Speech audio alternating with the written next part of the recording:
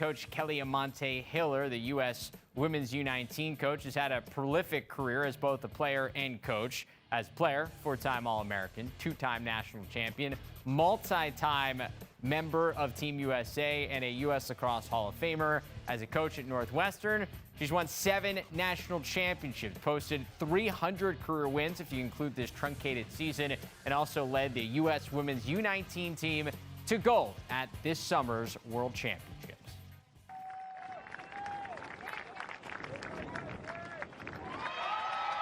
And that was Team USA celebrating its gold medal after defeating Canada 13-3 in that gold medal game in Peterborough, Ontario last August. That, of course, avenged their gold medal game loss from 4 years earlier.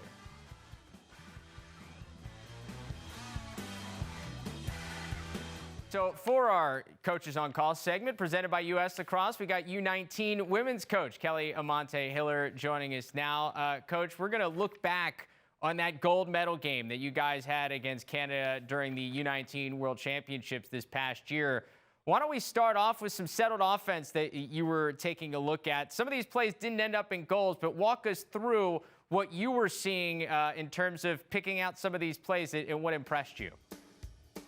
Sure. Yeah, I mean, I think, the biggest thing is Canada was playing a zone defense, and, our girls, we talked a lot about being calm and really patient and being able to find the opportunities. Right here, we're just subbing, getting organized. And one of the bigger things is that we really tried to change the point of attack. You can see here, we used some deception. She threw it back down low, which, against the zone, a throwback can be great. And then Izzy Skane was able to really slice through there and get a shot off. Same thing here, switching the ball from one side of the field to the other and using a little bit of deception, a little ball fake into the middle. Then they hit it back up, great patience.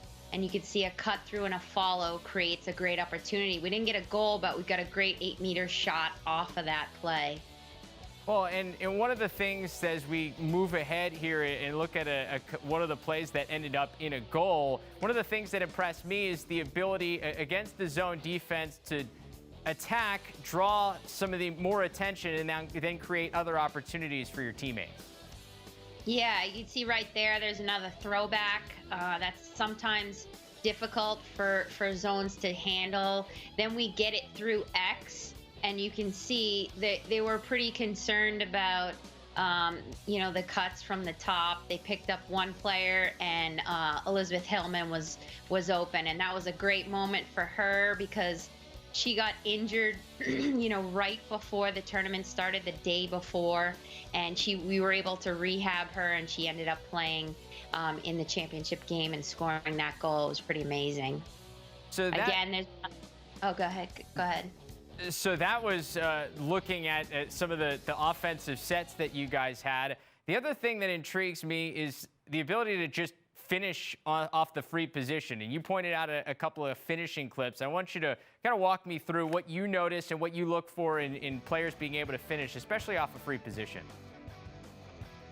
Yeah, you could see on this last finish, she comes in, she raises her hands up, which gets the goalie going up, and then she's able to just put the ball down low. She gets a good start off the 8-meter, so she's able to take in 2 or 3 steps, and she really has in mind where she wants to put it, and then she's really driving it there, getting her hands up to fake the high look, and then driving it down low.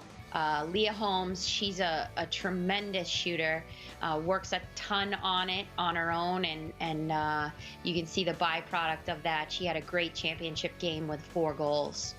And I believe we've got one more for you. Let's take a look. I think we have one more free position here. And it's sometimes different in the international games with where people can line up, and this one just a rip. Yeah, great ripper from Izzy Skane. She sets up and she looks like she's gonna run it in from her footwork, and then she at the last second turns her feet and just drives the ball. I think it's been very cool in our game to see players just shooting the ball right from the 8 meter, and this is a great example of that. And she also uses deception with her footwork as well. So we now move on to the part of the conversation where we got a bunch of questions that people have sent in on Instagram. So we're going to fire away. All right. Great. So let's start with Nikki Caldwell. She, with a very good question for this time. How can we keep our players motivated and positive during this crazy time of uncertainty? Yes. I think the biggest thing is try to inject fun. The one byproduct of this crazy time is that a lot of families are really getting to spend time together, that maybe they didn't do that before. So brothers and sisters, mothers and fathers and daughters. And I would just say to try to, just inject as much fun as possible, and, do what you can with the resources that you have, whether it's the backyard or, a wall. Even if you don't have a goal, you can still get better by having this stick in your hand. But I think the main thing is make lacrosse your release from the stressors of what's happening in the world. I think that this game is such a tremendous game. There's so much potential. And I think that impressing that upon our lacrosse community is a huge thing at this point in time. And, sports are always a release. And, we're lucky enough to play one of the greatest games on the planet. Yeah, there's a good reason why they call it the medicine game, and this is a good time to use it as that. Let's go to E. Johnson 13.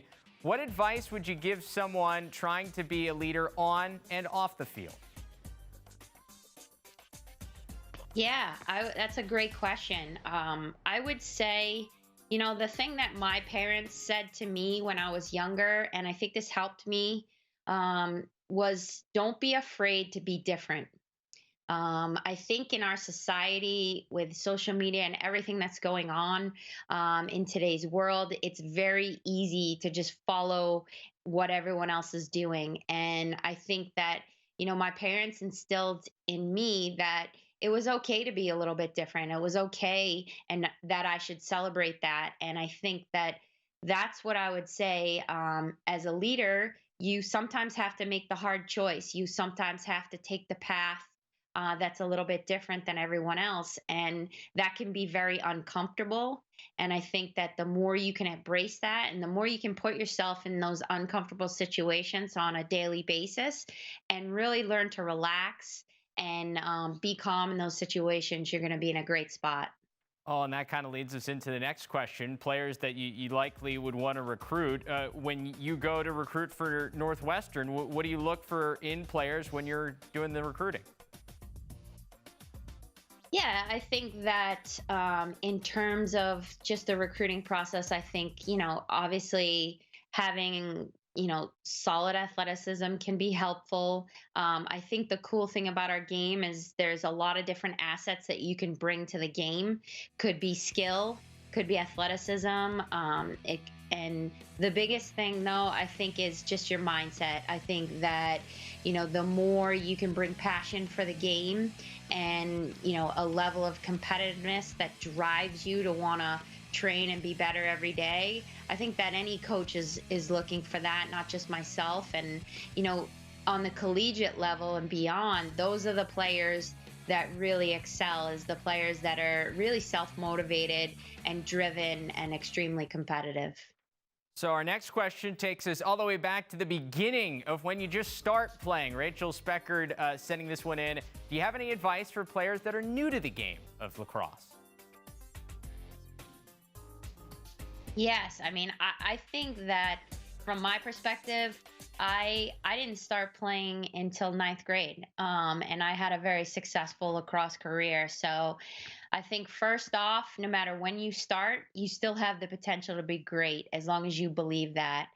And, I think that as you begin, try to gain the fundamentals. There's so much stuff online these days. There's so much learning available to today's youth that wasn't available when, my generation played. And I think, just taking advantage of that, having the stick in your hand, being passionate, and, bringing what your unique characteristics are to the game. I would just say that those are the biggest things. And for me, when I first started in ninth grade, I had great athleticism. I had played a lot of different sports, so I brought my athleticism. I worked on my skill. I had great hand-eye coordination, but I had to really work to be better at the game. And that's something that I've kind of honed in throughout my career, and now I continue to hone that, but as a teacher and not a player. That it's great advice, and honestly, you end up like you after just starting just freshman year. It's good advice for anybody out there who hasn't started playing yet. It's never too late. You could end up to be a really great player. Definitely. It's never too late. And, I think as long as you believe it and as long as you're willing to put in the work, you can do what anything you want to achieve. You can do it all, as long as you believe it. So finally, our final question, bringing it back to Team USA, from KT Marks. What's the best part of having a chance to coach this US U19 team?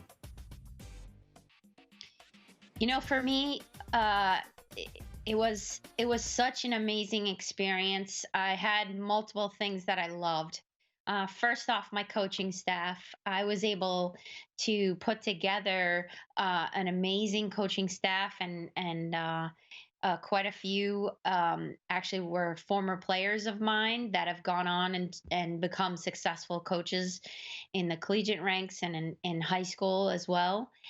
So that was a really awesome experience to bring that group back together. Meredith Frank, Brooke Matthews, and Angela McMahon and Ann Elliott. They just did, we just had so much fun being back together. So that for me was a great part.